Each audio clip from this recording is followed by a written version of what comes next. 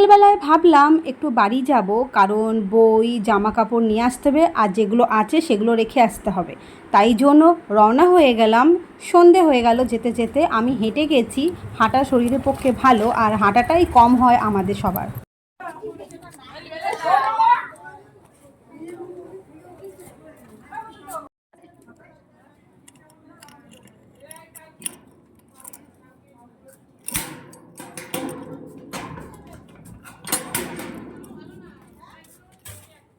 অবস্থা আবার খারাপ।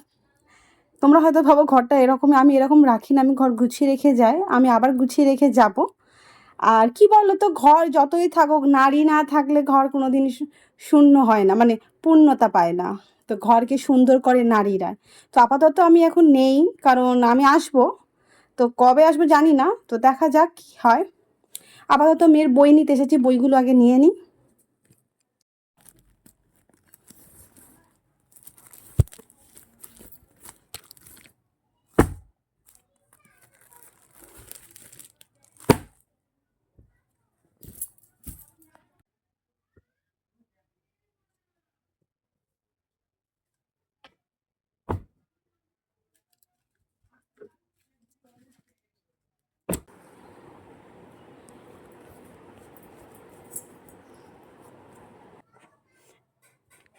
এই এখন ভিডিও এরকম ঢঙের ভিডিও করলে তো হবে না, এখন ঘরে কাজ আছে, গুছিয়ে রেখে যায়। অত তো ভালো করে গুছায়নি, জাস্ট বালিশগুলো একটু পরপর রেখে চাদরটা একটু করে দিয়ে আর চাদরটা একটু টান টান করে দেবো। কারণ আবার সে দুপুরে যখন ঘুমাবে আবার সে একই হবে, আবার এসে এই করবো। কারণ আমি তো একবারে চলে আসিনি, যখন একবারে আসবো তখন গুছাবো। আর এখন যাই, যা যতটুকু পেরেছি গুছিয়েছি।